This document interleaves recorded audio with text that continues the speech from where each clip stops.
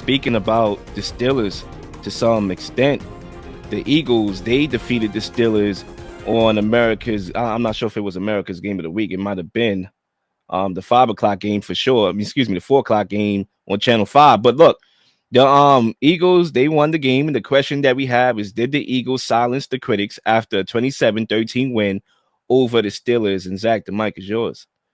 I think for now they did. The offense looked as best as it's been in the last few weeks. I like how they really made it a priority to get A.J. Brown the ball. And the reason why I think this was important, Lil, was because I think despite the fact that they won that game against the Panthers last week, we know the story, right? We spoke about it on the show last week. Brandon Graham coming out on the radio in Philadelphia and saying that A.J. Brown and Jalen Hurts, their relationship isn't great right now, and they have to figure it out.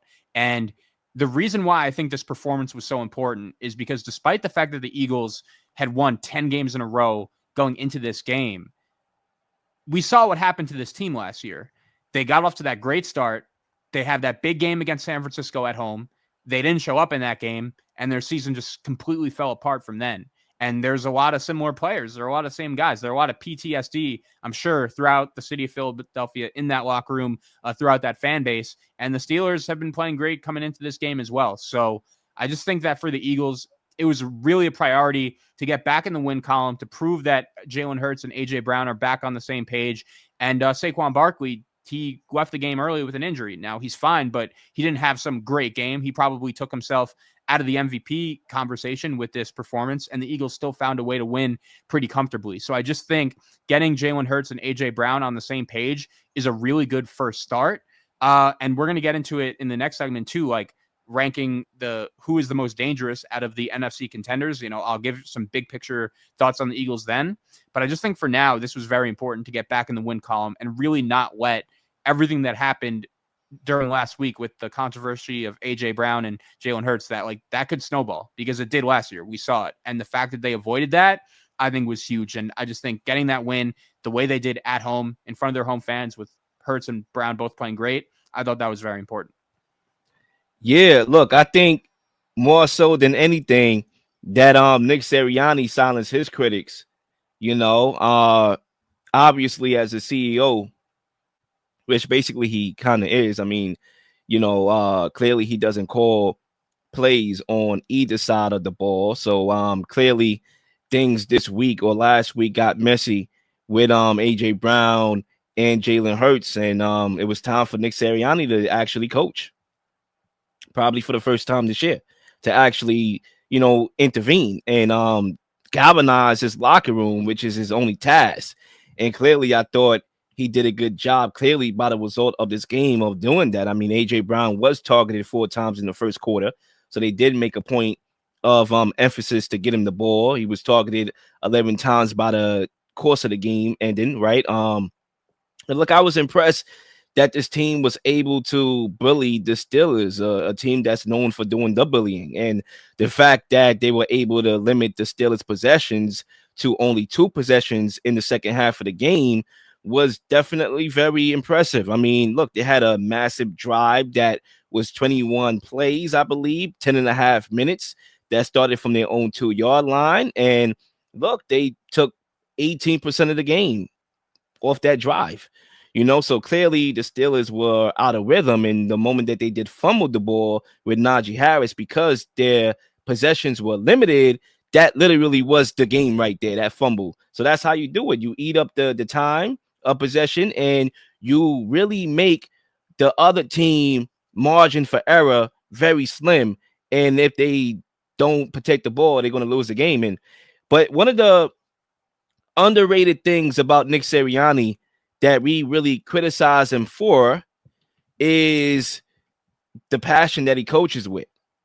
I think we criticize him for that. I mean, barking at fans that are Eagles fans. I saw him barking at Jalen Carter during the game on the sideline. And, we criticize him for that.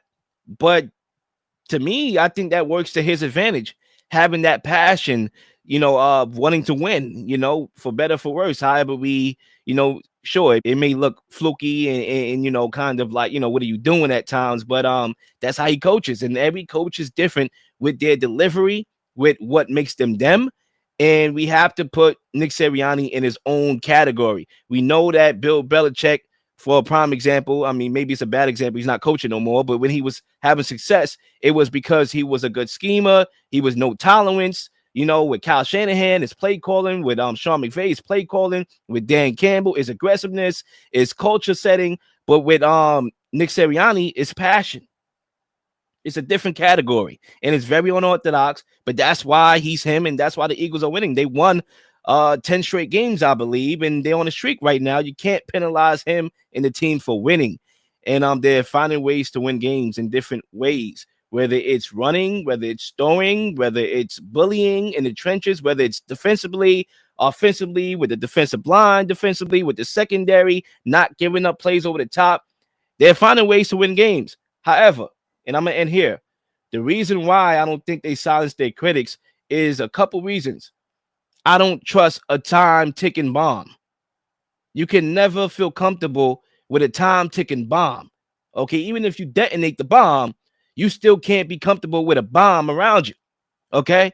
And I know I'm taking a page out of Sean McDermott's book by using a bomb analogy. Okay. This show is a daggone bomb. 99 Pod. Make sure you like and subscribe. But AJ Brown is going to want his balls. He's going to want his targets. When Saquon Barkley is eating, like, should I believe that AJ Brown is going to be okay with that? Yeah, you're doing a kid and play dance and all that. It's cool. It's cute.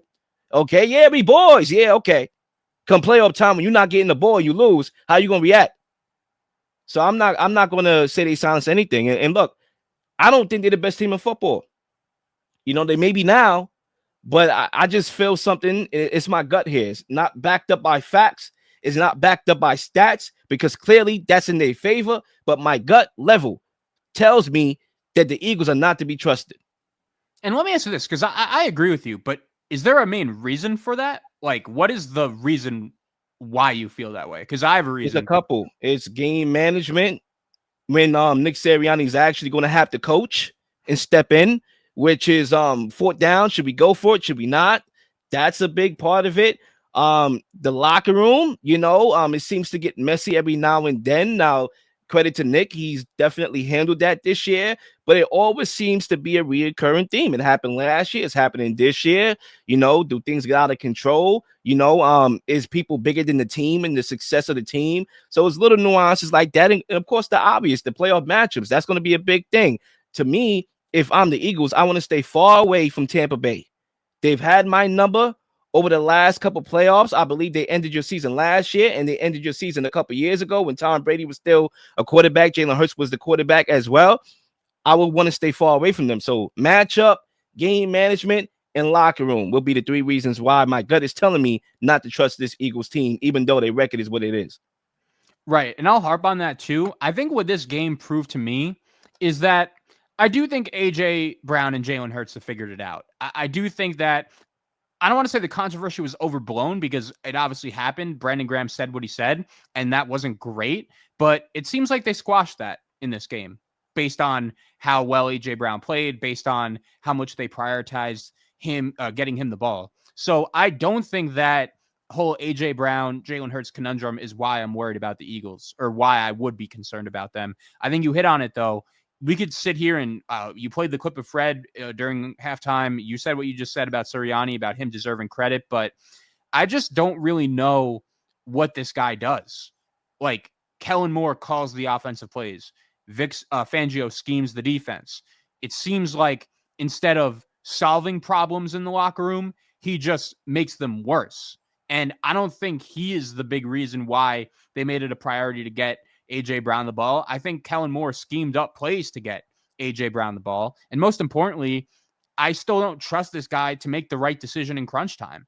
I don't want to say the Eagles are winning in spite of him right now because he's done a fine job this year, but I don't think he's a championship caliber head coach. I think we saw that in the Super Bowl 2 years ago. I think we saw that last year, and I think we're ultimately going to see it this year. So I think we're on the same page.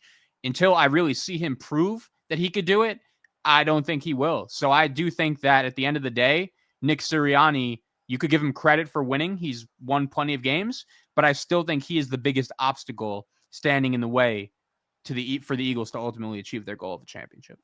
Side question, real quickly before we move on.